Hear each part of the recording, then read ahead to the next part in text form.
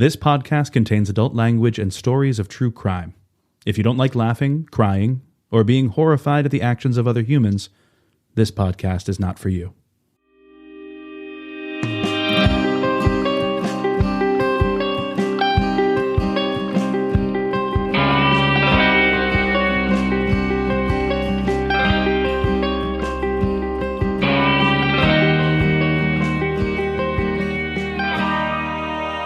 Hi, everybody. Hi. Hi. Welcome to Season 4, Episode 22, Part 2 of Resolved Mysteries. This is the show where we rewatch, recap, give you the latest updates to the cases featured on the show Unsolved Mysteries. And I'm Allison. I'm Eliza. And I'm Karlin. Welcome to the show. We're so happy you're here.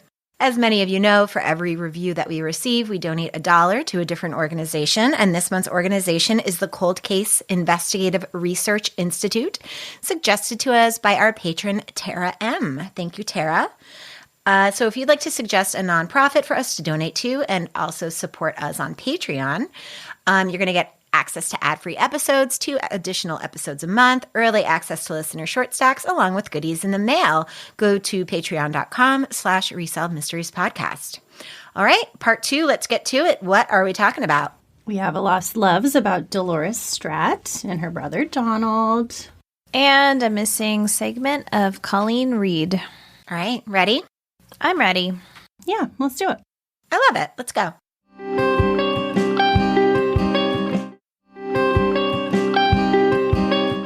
Okay, so this is a little Lost Loves about Dolores Stradt, and it might be one of the nicest we've ever had. I know we say that every time, but it is. Whoa.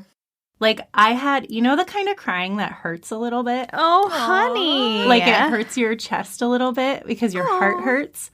That's the kind of crying I had for this one. Karlin. Wow. Yeah. That is really nice and sad. I know. It was simultaneously so nice and so sad. Okay. So in 1941 in Ottumwa, Iowa, 3 brothers and a sister had been left in the care of their aunt, who, fearing for the children's well-being, had contacted the child welfare department. So there's a reenactment of this where the aunt is outside doing laundry. She's like hanging clothes. And this woman from child welfare pulls up in a car, doesn't talk to her, walks straight to the front door. And she knocks on the door and she says, "Walter, Donald, Richard, Dolores, I need to take you to your new home now." I know. Through the closed door. Before they don't know who this lady is. They don't know what's happening. This is, what, the 7th mean lady from Child Protective Services that comes up and just, like, rips children away with zero explanation? And with zero, like, understanding that the kid doesn't know what's going on. Yes. And that it's traumatic no matter how it happens. Right. Oh, my God. So, and then the aunt that's outside just yells at them in the house and says, "You kids, get on out here. We're going to take you to a decent home." Like, in a mean way like that. I was appalled. So the kids come out. They're all barefoot. They're all covered in dirt. Like, they've clearly not been living a good life.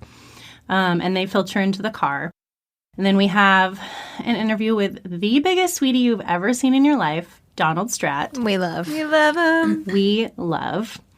He says, "At that time, there were 4 of us and another one on the way, and I was just probably about 5.5 years old." He explains he had no idea what adoption even was, and he thought that they were going to this home for a while, and then that later they'd go back to their mom. Because they're already dealing with, they're not at home anymore. They're staying with their aunt. So he's like, well, yeah, eventually we're going to go back to mom's house. Stack explains that Donald's mom could do little to prevent the state from taking her children. So she was pregnant and unable to work. And Stack explains that a few months before that, the father had had a nervous breakdown and been institutionalized. So I'm guessing he was the one that worked, of course. Yeah. Suddenly he's taken, and the mom has 4 kids, and she's pregnant. She can't work. She doesn't know what to do. The kids are ranging from ages 2 to 9. So she does the only thing she can, which is give them to her sister or maybe her husband's sister. And that woman's a bitch. And then and this there woman aren't is good, like, I can't social deal with it. services to help her. Like, No. Yeah, and probably neither one of them could afford 5 kids. The aunt wasn't taking care of them either because they were all dirty and, Well, that was at the aunt's house. Oh, This was at the aunt's house. That was at the aunt's house, but then the another aunt is outside, or that is the aunt? No, this is the aunt. That's the aunt. Yeah. She called Child Protective Services on herself, basically. I think she was like, I can't deal with this. Like, this is too much. Okay. So come take these kids. What I don't think is that anyone ever thought these kids are never coming back. I really don't think that was the intent. But So 2 of the boys are sent to the Iowa State Youth Facilities. I'm guessing that's the older 2. And then Donald and his sister Dolores, I don't think she was even 2. She was like just under 2. Were taken to a Lutheran children's home and put under the care of the head nurse. So Donald says, even though I wasn't the oldest boy, I was the babysitter, and I played with my sister, and I enjoyed that. So I think, like, even before they were separated, like, he was the one that took care of her, cared for her, and, like, made sure she was okay, because he is just such a honey. The truest. So they show a reenactment where Dolores is refusing to take a bottle from this nurse. And Donald's like, let me try. And Dolores happily lets Donald feed her. He's 5. He is 5. And he's just the nicest. Donald says, I'd push her around on the tricycle and brush her hair and take care of her. And I always like to help her. This is my sister. And he says it with this big sweetie smile. Like he's just happy to care for her and love her. Thank goodness they were together, at least for a little bit during that time.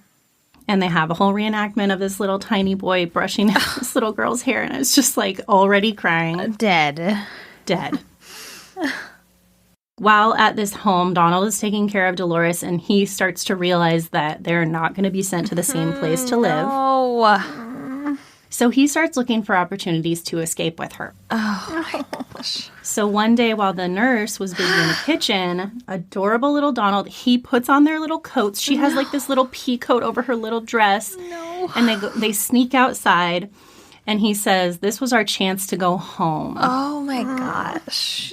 So he says he snuck them down the stairs out to a Model A Ford. He helps his sister up on the seat, and he said, and I told her, you sit right there because we're going to go home to see Mama. So they have a reenactment of this whole thing. Donald, oh my gosh, he says, I didn't know anything about cars except that if you push that big button on the floor, the car would go. God. So he's so tiny that he's getting down, pushing the gas pedal, then climbing back up so he can see out and like hold the steering wheel. Over and over and over, he's just going down and pushing the gas and then getting back up so he can see. So the car's just inching along. Oh my God. It's too sad. So while this is happening, the nurse realizes they're not in the house. She runs out. And according to Donald, she pulls open the door, yanks him out by his collar, and just, quote, starts thrashing on him. And he said, I didn't know if she was hitting me with her hands or with a belt or with the board. I just knew she was whipping me. And he said, but I didn't feel no pain, and I was fighting her because I was wanting to go home. Oh, poor baby. 2 weeks after this, Dolores is adopted out, and they don't tell Donald. Oh, my God. Jesus Christ. They really knew how to fuck kids up. From, Truly. like, Seriously. the 1800s until, like, 1990. Yeah. They did Seriously. literally the opposite of what you should do. Yes. Right. Like I was saying earlier, it's always going to be traumatic. They're always losing their home, no matter how it happens. And then you're piling on, like, the worst trauma. Yeah. And, like, of course, he probably would have been mad and he probably would have tried to stop it or something. But, like, just not telling him is so cruel. Yeah. Right. You help him through those feelings. And Yeah. So Donald says, these people come and took Dolores away. I didn't know what the deal was, but I thought, well, they're going to bring her back here because me and her was family, and that's all I had. I'm not even kidding. My heart was breaking open. Awful. I'm crying right now. He says, I just kept asking this woman, where's my sister? I want my sister. And she'd tell me, well, you just don't need to know, and it ain't none of your business. Oh, my God. And he says, of course, I got unruly and ornery because I was wanting my sister. And I'm just like, they can't even give him the comfort of being like, she's going to a good home. Right. She's going to have a family. Like, Yeah. And so are you. And yeah. No. So they place Dolores with this family, but shortly after, the family calls for Donald to come out to their house. Quote, as soon as they realized she was more than they could handle. Stack says, like the nurses at the home, they turned to Donald for help. That is so fucked up. It is so fucked up. Oh my How God. old was Dolores at around this time? 2. 2. So she's just a 2-year-old. Yeah. And she's more than they can handle. Right. And Like, so why are you Donald- adopting a kid then? I know. So Donald says Dolores wasn't adjusting to these folks or bonding with these folks at first, and she just cried and wanted her brother and stuff. Oh, that's so sad. You know, because we'd been together and these people were strangers to her. She just cried and wouldn't eat or whatever, and that's the reason they came and got me, so I could be a quieting factor, you might say. So, oh my God. I was shocked by this. I could not believe it. So, and then they show the reenactment. This car just drops him off in front of the house. He can hear her crying inside, so he runs in. In the reenactment, she's like face down on the floor, like having a full tantrum. He runs to her with a teddy bear and starts comforting her, and he's like, it's all right, baby, it's all right. And I was just crying. I could not handle it. So Donald comforts her. He gets her to eat, and he gets her to a point where she's like starting to feel safe and like warming up to these people.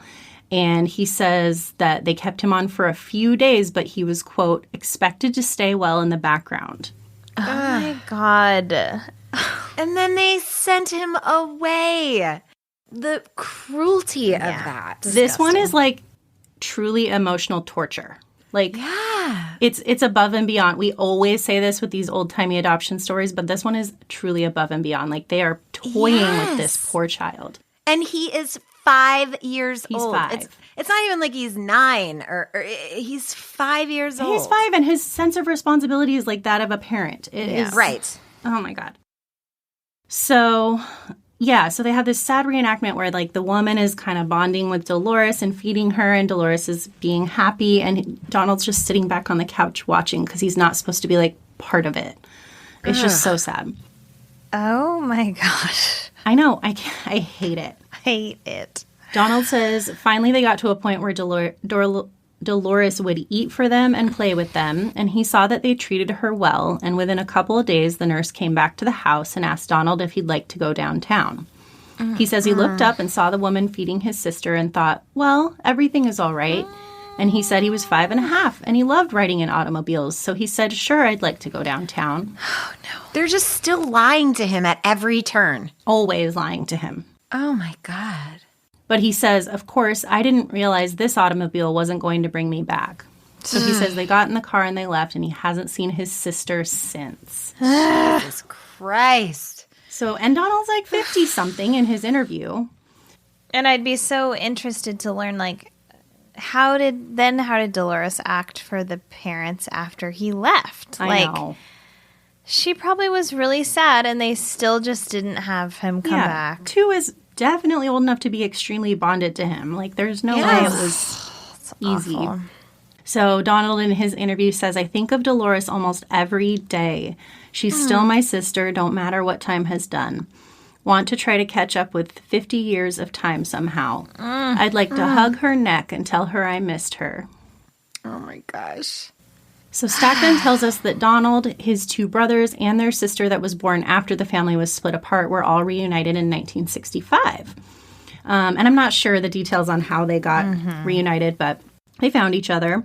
The father remained institutionalized for the rest of his life, and their mother was granted a divorce. So Velma, the mother, remarried and had 5 more kids after that. Oh, my gosh. So Stack says there are now 9 siblings looking for their lost sister Dolores. Jeez. Yeah. So then they give us an update, and it says, just minutes before we first broadcast this story, a woman named Penelope Sue Lewis of Bolivar, Missouri, called our telecenter and identified herself as Donald Strat's long-lost sister. Minutes before? Yeah, how'd she know? Oh, no, minutes after. Did I say before? Yeah. Sorry. Minutes after. I was like, what the? That's amazing. Sometimes that happens. We've had a few where that happens. Because they'll see it in the TV guide or whatever, Yeah. like the description. Yeah. Or if it's law enforcement, they get photos and stuff ahead of time. Amazingly, Penelope lived only 50 miles from Donald. Like, Oh her whole my time. gosh. 50 years. So close. And they never met. Yep. So 3 days later, at a park near Penelope's house, Donald, Penelope, and their extended families gathered for a heartwarming and long overdue reunion. So they do film this reunion of Donald and Penelope. It's so we love cute. it. We love it. He just hugs her in silence, like, that just like, Yeah. we don't need to say anything. Like, I'm just so happy to be holding you. You can tell it's just so emotional and it means so much to him. And they do an interview with Donald, with the two of them sitting there together. And he says, I love her and always have loved her. And sometimes when I get alone and just think about it, I just sit down and cry. And I don't mind crying this time because I'm already there. So then they show right after Donald hugs Penelope, like right after they've just hugged for the first time, he goes, I have another surprise for you. And he points behind them, and there's an RV, and one of their relatives is helping this tiny old woman get out of the RV, and it's Velma, their mom. So, and they've never met either, of course. So Velma is just, like, speechless. Like, you see her, she's just, like, her face is just overcome with emotion, and all she does is reach out for Penelope, and they just hug and kiss. And this never happens that the mom is still alive. No. And it's obvious that this poor woman never intended to lose her children. No. Right. She had a very, very, very bad string of events happen to her. And she probably just felt horrible all these years. It's so sad. So they interview Penelope after, and she's talking about watching UM. And she says, I try not to miss any because I like to watch it for the reunions and things. Oh. And I've always thought, well, maybe someday it'll be my turn. And all of a sudden it dawned on me, well, that's me. That's my family. It's like winning the lottery. Like, my what are God. the chances? Right. It's crazy. So during the reunion, Penelope got to meet one full sister, two half-sisters, three half-brothers, and countless nephews, nieces, and cousins. Oh my God. They rolled in like a caravan. They there really were did. so many of them. She was probably so overwhelmed. Yeah. Well, and did not expect to meet her biological mother. I know. I know. I was like really impressed with how she handled that whole scenario. So then Donald and Penelope talk about just spending time together and getting to know each other. And they have this really sweet scene of them walking together holding hands. Oh. And Penelope says, I just felt so hopeless. I felt like I didn't belong. And now I'm at peace. So I did find some updates on everybody from fandom.com, and it just said, sadly, their mother Velma passed away in 1997. Their half-sister Edith also has since passed away. Most of Dolores' siblings have passed away. The youngest sister, Jean, who was born after the family was separated, has passed, including her sister Sally and her half-brothers Dale, Wayne, and Edward Love. Oh, wow. Donald Stradt himself died in July 2018. So, of course, I looked into Penelope as the remaining person, and I found, randomly, I found an article about a car crash she was in when she was 24. Weird. And then I did find an article about Penelope and the reunion of the siblings, and it talked about, like, the local girl who played her in the segment, and I found a tiny bit of info about when she saw the episode. She didn't realize they were talking about her until they showed the baby picture of her. Wow. And she recognized herself, because that's like the lucky thing with this one is she was so little when she did get adopted that she had pictures of herself looking like she did when she was adopted. Right. Oh, yeah. Okay. You know, because that's not always the right. case. Right. Right. From her adoptive parents taking Yeah. pictures of her. Wow. Yeah. So she was able to be like, that's me. Oh, my gosh. So she and her daughter both called NBC when they saw the episode. Wow. And within just a few minutes, Penelope and Donald were talking on the phone. Yeah, so nice. And so I found Penelope. She is still alive. Oh, my gosh. She's 82. She goes by Penny. And she still lives in Bolivar, Missouri. Love her. According to her timeline, it looks like she has maybe like 4 to 5 kids. Wow. and a few grandkids, and that's pretty much all I could find. That's so nice. I know. I'm so curious how if her adoptive parents were still alive when this aired, and if so, if that changed her relationship with them at all, if she knew any of this stuff about Donald coming back and then them sending him away and all of that. Like, it does not paint them in a good light at all. It does not. I know, because in the segment, like, they show them treating her well and, like, loving her and all that. But, that's a really good point. They allowed this to happen. Yeah. And they sent her brother away. Yeah. And they didn't have to do that. Yeah. They did not need to do that. Especially after he had already been there. Yeah. Like, can you imagine? How could you ever? Well, nowadays and I'm sure back then too, but I have two friends and then so many people I know of who like will adopt a kid and then hear that biological mom is having another baby and they adopt that one too. No questions asked. Of course. So it's like, how could you ever see your adopted child's brother and see how much he loves her and not keep him? Yeah. No. It's so messed up. I don't understand how you could do that. How? It's heartbreaking. But I'm just so glad they did find each other. Oh, me too. And the mom, we never get to, I mean, we have seen that before, but not from this long ago usually is that mom still alive. Right. Oh, and she was so nice. old in that video. She was frail, you know? Yes. Oh, gosh, it's so nice. It's too nice. Good job. The best. We love a lost loves. We love it. We love it. We love. My name's Brian Stratton. And I'm Rob Milne. And we co-host Marvel by the Month, a podcast that takes you through the history of Marvel Comics 1 month at a time. From August 1961 to whenever they decide to stop making these things. It's like the best book club in the world, hosted by guys who thought they knew a lot more about this stuff before they started this podcast. Look for Marvel by the Month wherever you get your podcasts or at marvelbythemonth.com. Okay, so this is a missing segment about Colleen Reed, not to be confused with Colleen Wood, which is another segment, but it's not this one.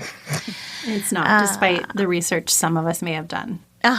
Correct. And then the puzzle piece I was really trying to make, and I thought, God, I'm really not paying attention because she is not trying to sail around the world, but that's what my research says she's going to do.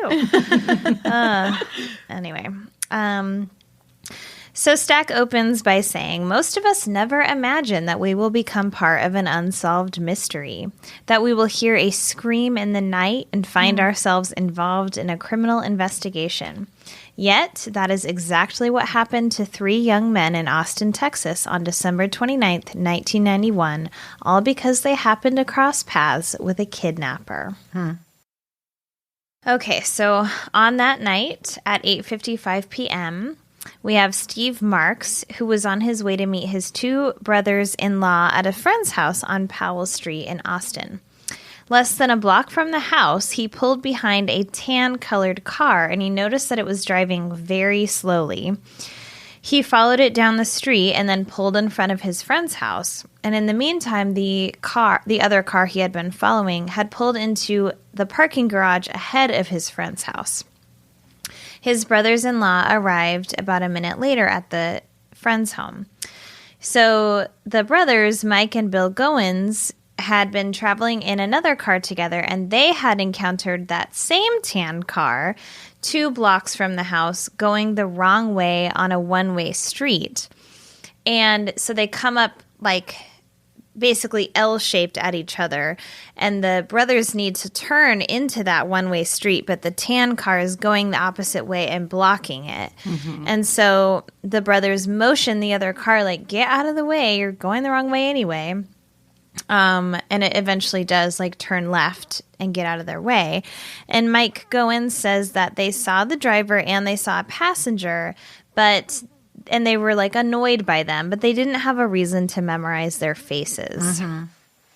Which, just so frustrating, like, when you think what they are going to discover. Like, I'm sure that they were frustrated by that. So at 9 p.m., Mike and Bill met Steve at their friend's house, and the house was just 200 feet away from a 24-hour do-it-yourself car wash. So the three men stood on the porch, and according to the reenactment, they talk about what they want to do, and one of them even says, well, we could go to my house and get some spaghetti. I did not hear the spaghetti. I remember that. That's like the one audible sentence you can hear them say. So I don't know if they were ad-libbing or if that was scripted, but either way, God. Weird. Why would you all drive to one house and then maybe drive to another house to go eat spaghetti? Making plans before cell phones was really weird. It was weird. Oh my God, yeah. Okay. So when they're standing on the porch, they then hear a woman's screams coming from the direction of the car wash. And there are like several screams. And soon after, they hear the sound of either a car door, or a trunk slamming. And then finally, so they're not able to like see into the car wash. They can just see like where people might vacuum their car, and they can kind of see the parking lot. But the do-it-yourself one is like there's that roofed area, you know. So they can't really see what's happening. But after they hear that door slam, then they see a car quickly pull out and go the wrong way down 5th Street from the car wash parking lot, and nearly causing an accident with 2 other cars. And then they all realize, like, that's the same, we're pretty sure that's the same tan car that I saw that was going really slow, and that the brothers saw also going the wrong way. Yeah, like it's always a memorable thing when they see it. Yeah. So a few seconds later, they drive over to the car wash, and it's deserted. No one is there, except they find an abandoned white Mazda MX-5 covered with soap, but no one around. And when Steve looks inside the car, he sees a set of keys and a purse on the front passenger seat. So, like, obviously, the driver of this car has been abducted. Yeah, it's such a chilling scene. Oh, it's awful. So they quickly go back to the house to call the police. The owner of the car was identified. So, I mean, you couldn't have a faster response to an abduction. Truly. Yeah. That was nice of them to even go there to, like, check it out. Yes. So the owner of the car was identified as 28-year-old Colleen Reed. She was a certified public accountant who had lived in Austin for 4 years. So once police identified her, they hear the men's stories. So they're like, yes, for sure, she's been abducted. So they trace Colleen's movements on the day of the crime, and they find that earlier that day she had gone to church with her boyfriend, and then she spent several hours doing community volunteer work. So she just couldn't be a better person. Seriously. No.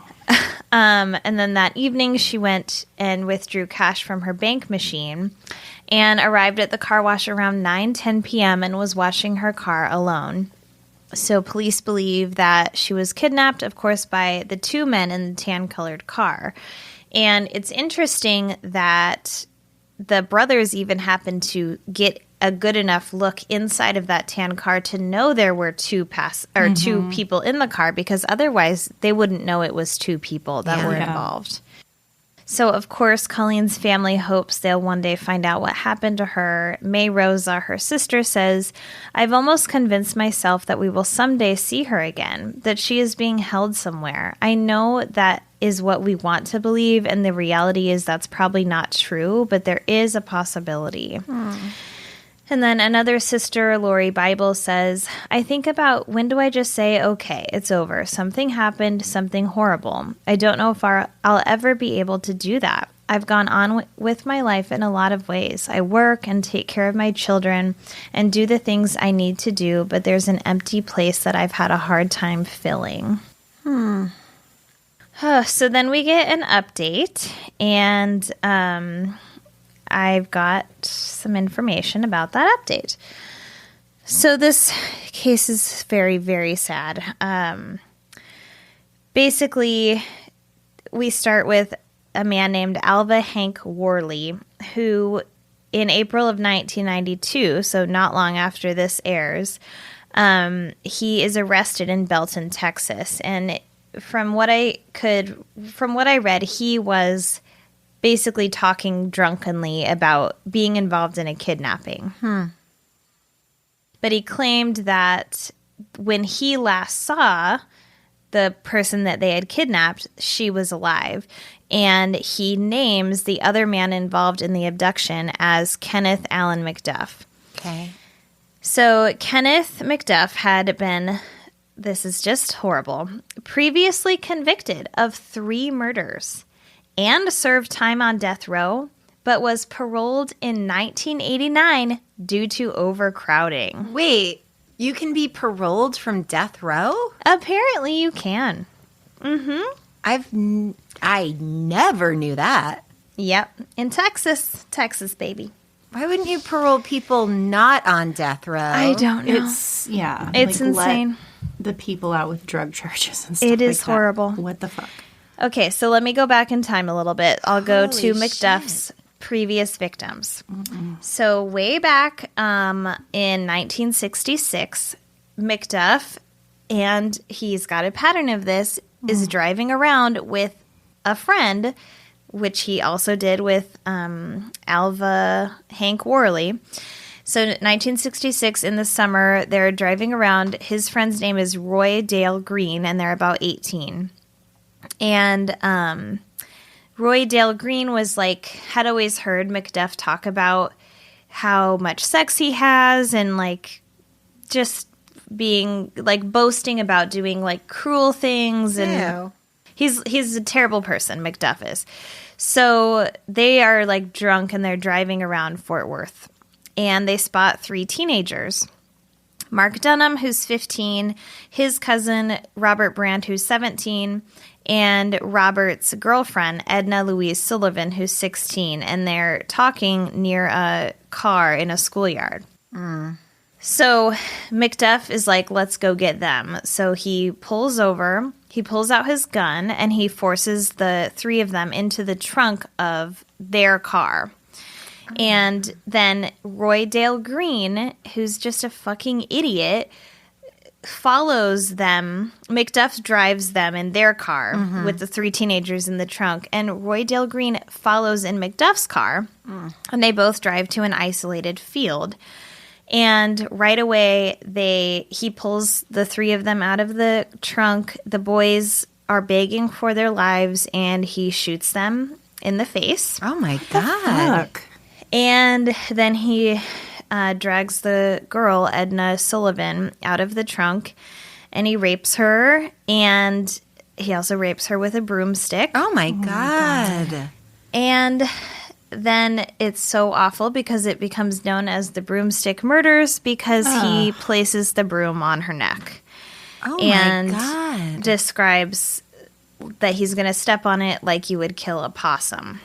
Macduff says to Green. It's horrible. He is horrible. And this is all just like because he's bored one day? He's a terrible person. His whole family is God. horrible. But then, like, this fucking idiot, Roy Green, friend. you're letting all of this happen. You are horrible. So then Green, but like the night ends, whatever, Green feels so terrible about it. He goes to the police. He tells them where the bodies are. And he says, quote, "My God, I've got to tell somebody about it," before in between sobs to the police. Like, I don't understand how you can let that happen. You've got to have something not right with you. Well, but then the other guy had a gun, so maybe he just felt like he couldn't intervene. I don't know. Yeah, it's possible. But he was in a It's different terrible. car. He chose to follow. Yeah. And the way that one article made it sound is like he was like really impressed by Macduff and he wanted to like see what a night would be like with him. Blech. Okay. Oh, I hate them. So then we go to another one of Kenneth Macduff's victims, right around the same time that Colleen Reed is killed. And so I found this newspaper article from 1992. So again, 1966, he kills these 3 people. He does other crimes too. He's on death row. He gets out in 1989 because of overcrowding. So I'm just going to read this to you because it gives a really good description of what he does. So in Waco, Texas, There is a woman named Melissa Northrup, and she is working at a convenience store. So it says, several times that night, Aaron Northrup spoke with his young wife at the remote convenience store south of town where she worked as a clerk. Go home and get some sleep, Melissa, 22, told him when he dropped by the Quick Pack store at 1:30 a.m. I want you to watch the kids tomorrow. At 2:30 a.m., Aaron telephoned Melissa to say he couldn't sleep. Later, they exchanged calls and chatted between customers. At 4 a.m., Aaron was about to doze off when Melissa called again. I'll talk to you tomorrow, he said a bit grumpily. Within minutes, Aaron called back. He wanted to apologize for sounding so gruff, but there was no answer. Oh, my God. So that was March 1st of 1992. And 57 days later, a fisherman found the partially clothed body of Melissa Northrup floating in a gravel pit in Dallas County. Her death was attributed to homicidal violence. Investigators say Melissa, a mother of two and pregnant with a third child, was abducted by Kenneth Allen Macduff, 46, a paroled rapist killer captured in May after a nationwide manhunt. Oh, my God. A suspect in the slayings or disappearances of several young women, Macduff surfaced recently on the cover of Texas Monthly. The magazine identifies him with one word, monster. Wow. When Melissa Northrup did not answer the phone that morning, Aaron threw on his clothes, jumped in his car, and sped to the Quick Pack. Melissa's 1977 Buick was gone, but he didn't notice at first. Have you seen the clerk? He asked the only customer. No, the man replied. Aaron, who once worked at Quick Pack, leaped over the counter and popped open the cash register, and it was empty. My heart skipped a beat, he said. He spotted Melissa's purse. Beside it was a notepad with a list of girls' names for the new baby due this fall. Oh, my God.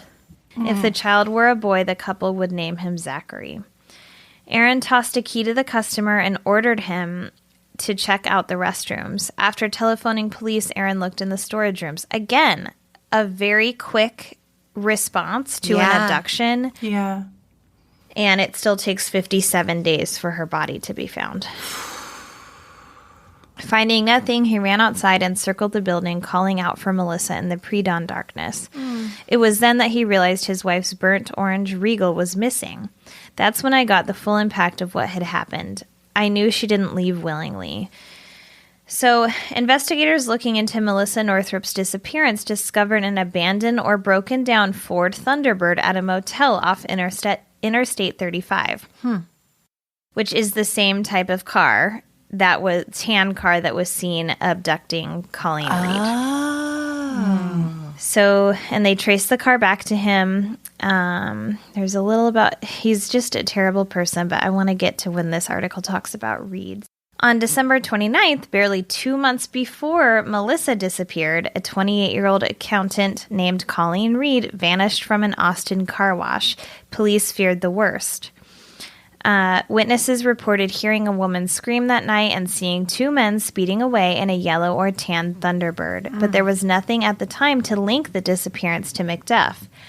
The Reed case broke wide open on April 20th, a week before Melissa's body was found, when one of Macduff's drinking buddies blurted out a chilling story to Bell County authorities. Alva Hank Worley, 34, said he and Macduff kidnapped Colleen Reed while on a drug-buying trip to Austin. After tying her hands behind her, they sexually assaulted her on the return trip to Bell County, and Macduff raped her again on a gravel road. Worley said Macduff forced the terrified young woman into the trunk of his Thunderbird and said he was going to use her up. Oh, my God. Worley interpreted that to mean he intended to kill her. Searchers on horseback, on foot, and in helicopters combed portions of Bell County but found no trace of the missing woman. It's really like living the first day after her abduction all over again, said Reed's sister Lori Bible. I don't know what to do and I don't know what to think. So it's like this. Worley had mentioned, had named Macduff.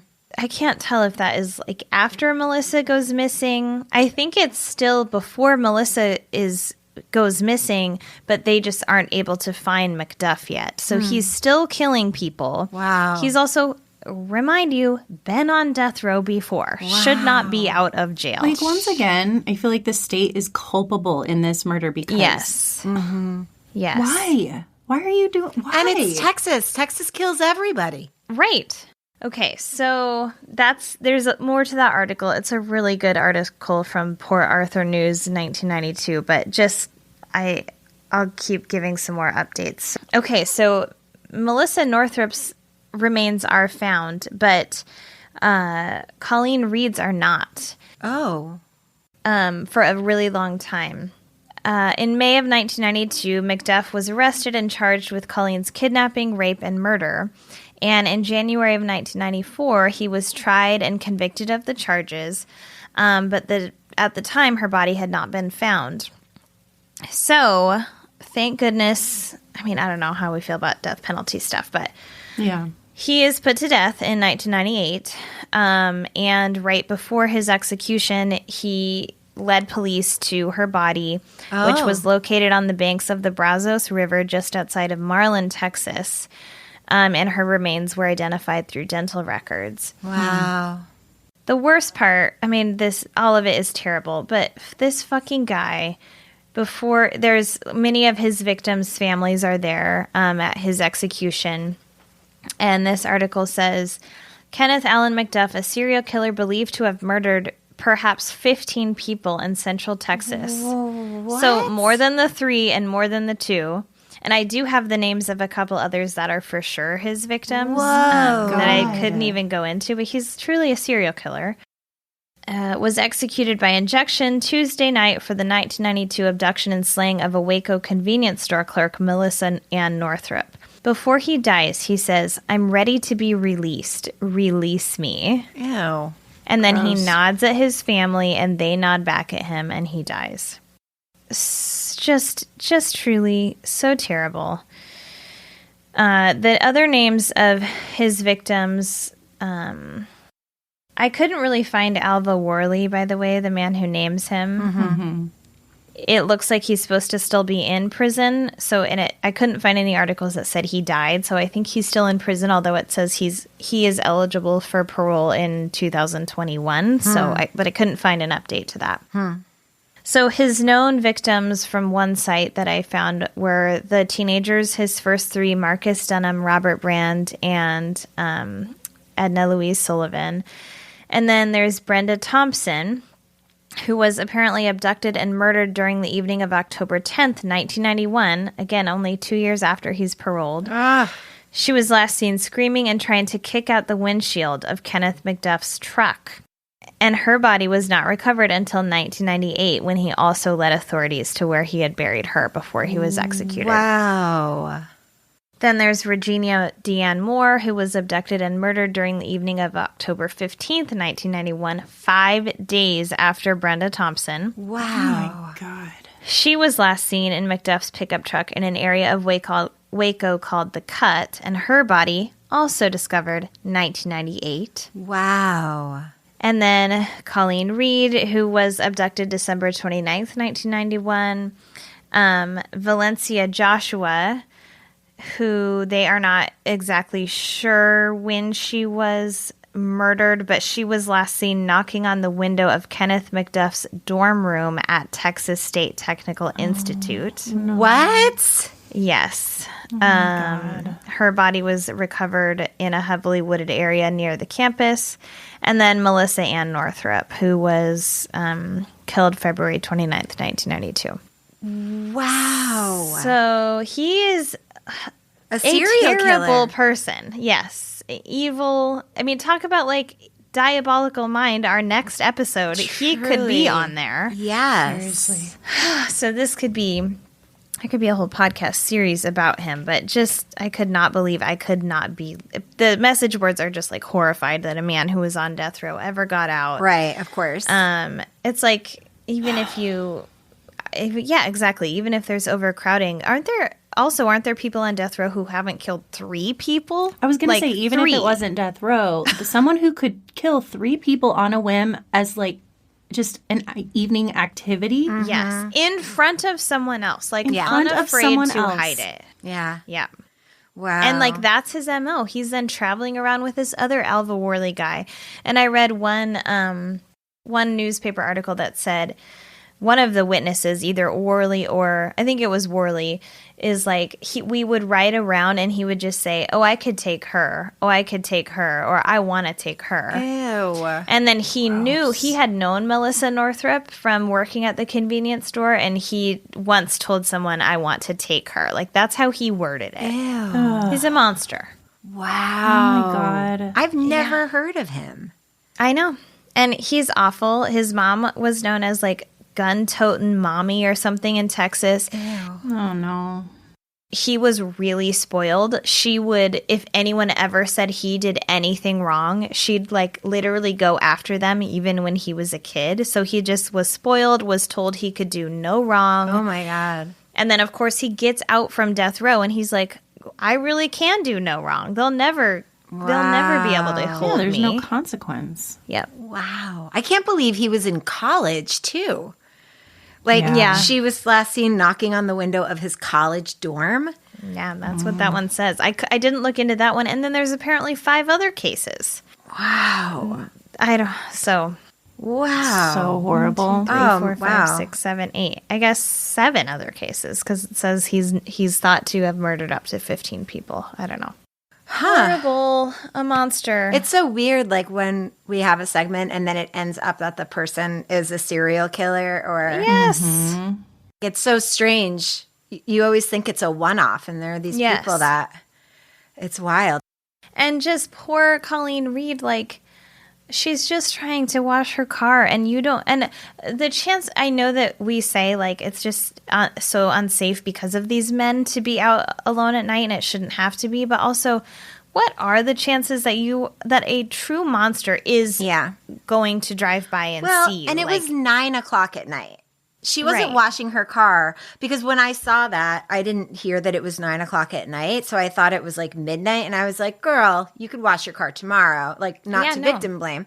But it was 9 p.m. Like, anybody should be able to do what they want. Where, like, people are. Like, those men were right by her. Yeah. But he doesn't care. I mean, he killed people in front of other people. He's nuts. So brazen. Wow. And he has the help of another person in the car to help him. Yeah. It's just disgusting. It's wow. I hate it so much. He definitely killed 7. He may have killed 15, and we've never heard of him. Like, imagine how many serial killers there are out there that we've just never heard of because it's not sensational enough for some reason. I know. It's really gross. It's wild. Especially one who was in prison. Yeah. Yes. was He released. showed you who he was, and you still let him out. I mean, that I didn't look into this, and I should have, but I wonder if there's been some legal stuff with his next victims to the state saying that I was you going to say, caused I feel the like the death of families our could family definitely members. sue. Yeah. Yeah. Absolutely. Wow. Yikes So that on is the bikes. case of Colleen Reed and so many others. And I feel so. It wasn't like a quick killing. Like, he was torturing these people too. What a the women. monster. Terrible. So awful. Really awful. Sorry, everyone.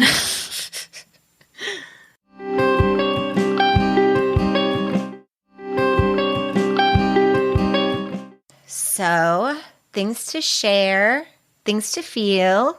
What do you guys got? I can go. I think I have one everyone will enjoy.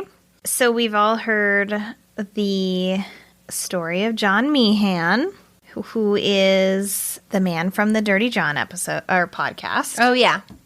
Horrible. I listened to an Audible original podcast called The First Wife, which is all about John Meehan's first wife, who he was married to for 10 years and has 2 daughters with. What? Oh, my. Yes. And how just she was completely fooled by him, but then also started, like, realizing things later on. And then he just, like, completely gaslights her and his girls for a long time. It is my God. insane. It's Dirty John is so good, but Yeah. this is comparable. Like, this is just as good, and I can't believe Wow. she's featured a little bit in Dirty John, I guess. I don't really remember that, but This is like all her story, and it's very, very good. I highly recommend. Do you have to be Audible member? I think so, because it says only from Audible, but I think you can do like Audible free trials. Yeah. So I would recommend it just to like blow through all these episodes. There's 17 episodes, I believe. Oh no, sorry. There is like 8. Wow. 8 or 9. Oh, there's 8 or 9, but then there's bonus episodes in between each one. It is so good. It is just, he is truly, again, diabolical mind. Next episode, he is that. He's awful. And then one of the last episodes is his 2 daughters who are now in their 20s talking, and just like Dirty John, of course, blew up, and everyone knows who he is. Wow. And so they talk about like what that feels like to have him be their dad, and yeah. Wow. Very good. Oh, Highly God. recommend. Yeah, I will absolutely listen to that. Yeah. Well, I also did a dive back into a well-known case because of the recent sentencing of Elizabeth Holmes. I went back and I hadn't listened to the trial part of that podcast, The Dropout. Oh, I don't know if I have either. Yeah, so it started in August and actually ran through December of just this past year. Mm-hmm. So I just listened to all of that, and it's just really interesting. And if you haven't listened to The Dropout, obviously listen to all of it, the first season as well.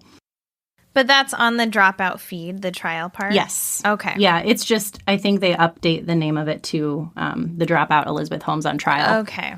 And it's just always it's always interesting hearing people like that go on trial and say their piece and like what their defense is going to come up with. And I don't know if you guys know anything about it or want me to spoil anything. I don't know anything about the trial. I haven't followed it since then. She just she starts by being like, I was raped in college. Yeah. And then it goes down this whole right? thing, and she blames Sonny and Yeah. says it was an abusive relationship and all this stuff. So it's really interesting to hear all of that and how they go through everything. And now she's been sentenced, but we still don't really know exactly what's going to happen. She's not in jail right now, so. And is she the only person who's being convicted of anything? Or are Well, other Sonny people... still has to go on trial. Yeah. Sonny hasn't gone on trial yet. Okay. Yeah. Because he also knew it was not real. Yeah, he knew it wasn't real, for sure. Well, and arguably he's the reason the company was able to exist. yeah. Because he gave her millions of dollars. So I don't remember that. I don't remember him at all from the series, really. yeah, but it's just really interesting hearing them go through like, no girl, like you did these things. Yeah. You did these things. Like he was a part of it, but you were the final word. You were the CEO, and Wow. So definitely worth a listen. It's interesting. Yeah. So I last week read the book Empire of Pain by Patrick Radden Keefe, and it's about the OxyContin crisis and the fucking Sackler family.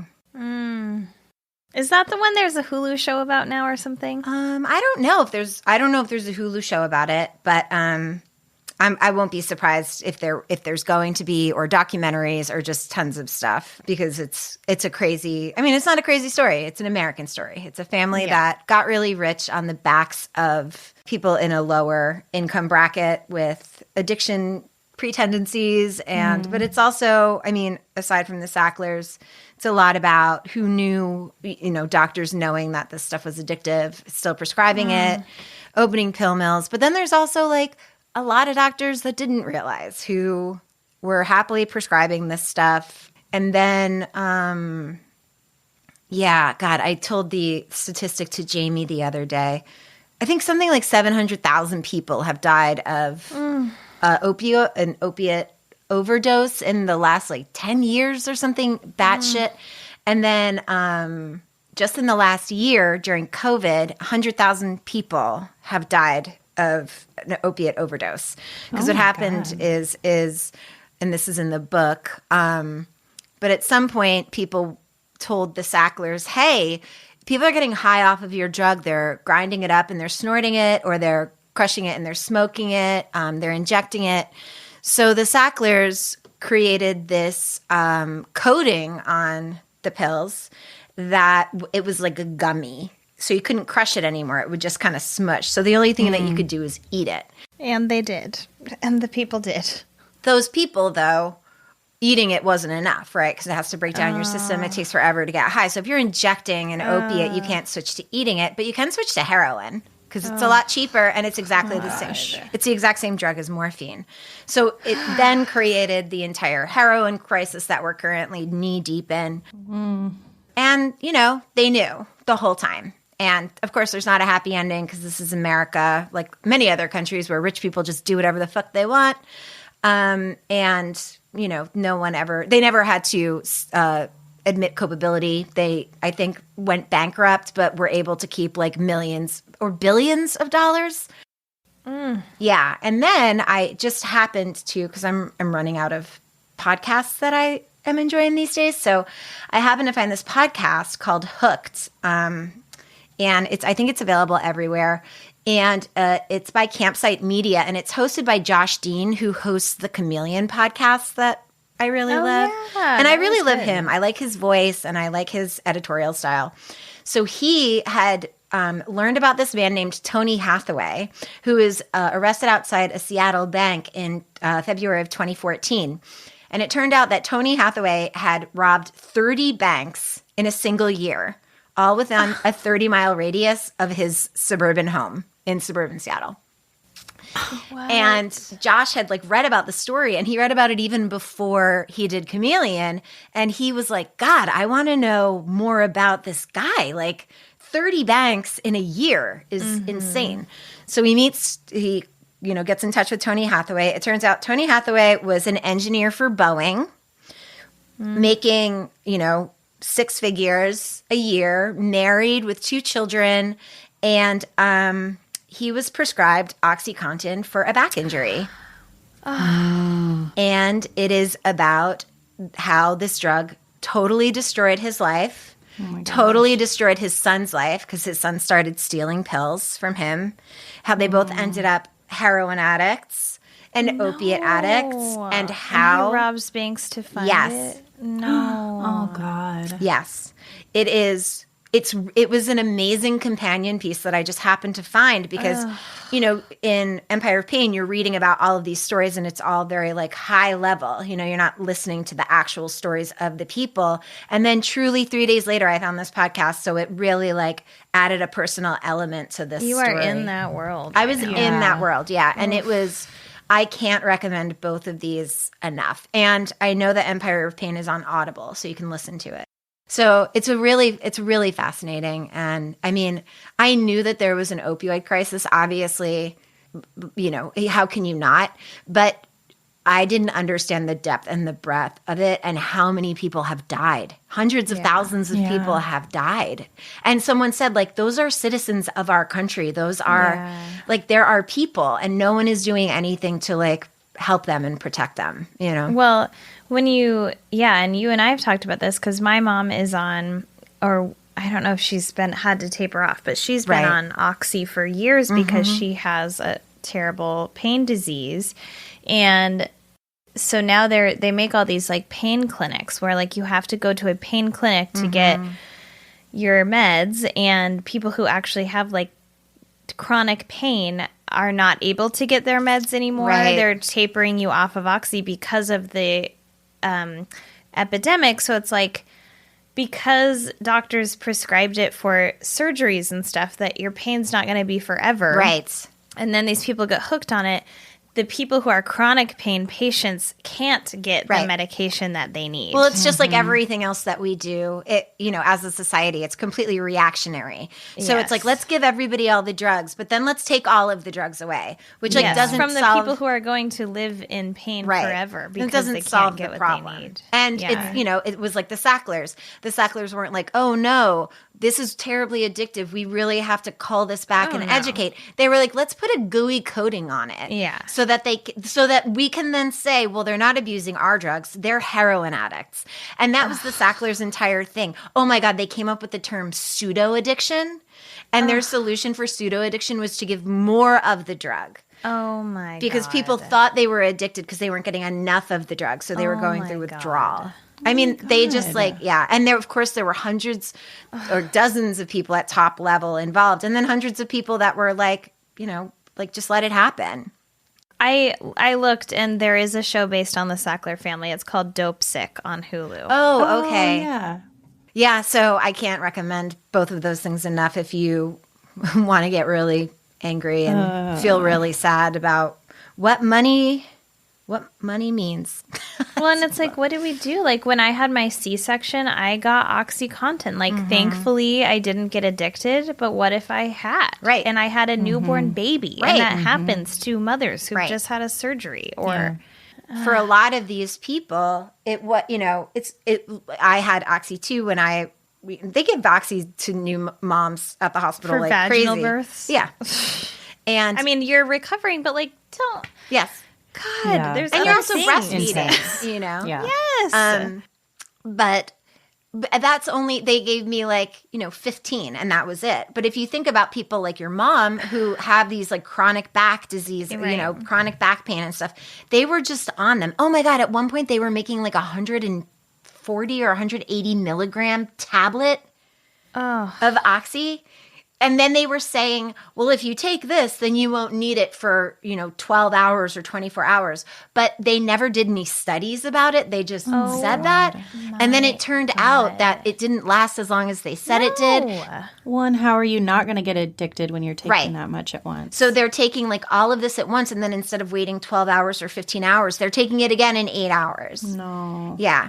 I mean, it's wild. It was so wild. I hate it. Yeah. I mean, it's totally enraging. That is maddening. Yeah. And it was their doctor. So people trusted their doctor, Oh, yep. And like just the willful ignorance of the family members. Like one of them made like a documentary about prisoners. And they were like, you do realize that a lot of these people that are in prison because they're addicted to a drug probably that they started on from your family. And she was like, right. I mean, that's not me. That's like, that was my grandfather. And they were like, yeah, but whose money made this movie? Sackler money. Like, give me a fucking break, Yeah. Wow. So it's really, really good. You got to read it. It just makes me really mad. I could talk about it for hours. I will read it for sure. Read it And then for the podcast, I think, is like 8 episodes, but it's also really good. It's sad and hopeful and then sad again. And yeah, my favorite kind. Right. A true dichotomy of human emotions. Exactly. Yeah. All right. Wow. So have gotten some very nice reviews, but here's one. Britang R via Apple Podcast says, hours of entertainment. As a mostly stay-at-home mom, I've had to try and find ways to stay sane and listen to hours of podcasts daily. My favorite part of being homesick as a kid was watching UM.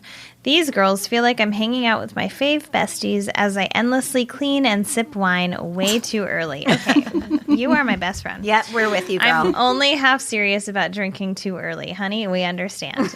Cheers, honeys. Don't be a DB. Thank you. So I totally nice. understand. On any of my days off when I'm just like cleaning my house, like 3 o'clock is not too early to have a drink. Oh my God. If you Happy ask me. hour. Happy hour, baby. Yeah, it's fun if you got to do it. Yeah. Yes. All right. Hey, So, everybody. Allison, you're starting us off with our Diabolical Mind. Oh, also, we just need to say we don't know how many episodes this special edition Diabolical Mind thing is going to be. Yeah. So just bear with us as we figure it out as we record it in 15 minutes from now. We'll keep you posted. yes, we will let you know. But this is the first time we ever have we've had through lines before, like with Dorothy Allison and like Alcatraz, I guess, was about one topic. But this one is a special on Literally special edition. monsters. Yeah. True monsters. So, Allison, what do you have? A mishmash. I have a mishmash. I'll be your whatever Tour guide for this episode. So I'm just going to cover the intro because it's like 20 minutes long. And I thought it was about one guy, but it wasn't. It's just about a bunch of stuff, about a bunch of diabolical minds. So I'm going to talk about that. Great. Okay, and then we feature a few different diabolical minds, and the first one is Marie Hilly. And then I'm covering a murderer that UM goes and interviews, and there is a special guest interviewer that people are going to be excited to see. But the murderer is G. Daniel Walker. And then I wrap it up with the murders of Joanne, Michelle, and Christy Rogers. All right. Oh my God, that one is terrible. It is. They're all terrible. Yeah, they're very terrible.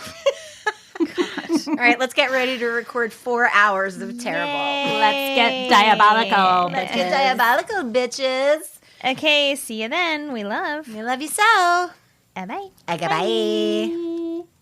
Go to patreon.com/Resolved Mysteries Podcast if you're interested in supporting us there.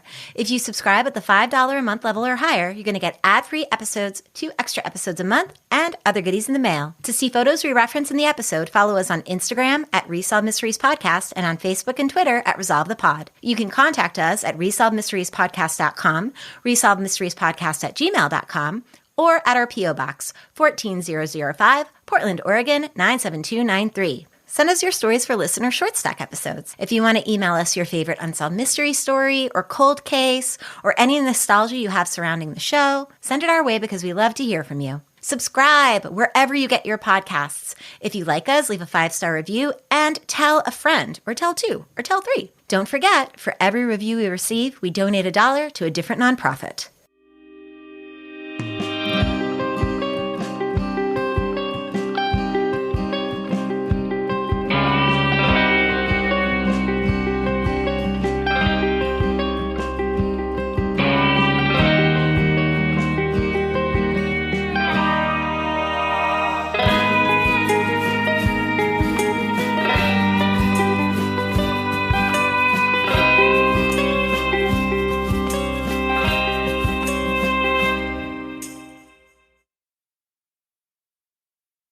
Okay. Got my Topo Chico. I've never had a Topo Chico. It's good. It's very minerally. Yeah. Do you have the plain one? I've always wanted to try the flavored ones. It's quite zesty. It is. That sounds got some nice. I've got a Waterloo. And I love the bubs. I love the bottle. A mimosa. Nice. Look at you. Jelly. Yeah. I had champagne in the fridge and was like, when am I going to have people over to drink champagne? Never. Yeah. No one ever is Never. coming to my house again. I know. We have 2 bottles in our fridge from like New Year's, from the holidays. And it's like, when are we going to drink them? It's so sad. Champagne, I'll drink white wine by myself, but I'm not just drinking champagne. Although, I mean, now I am with a mimosa, but just plain, it's such a strange thing to drink alone. You're like, I'm just going to sit here and be fancy with myself. Yeah. I mean, you could. I guess I could.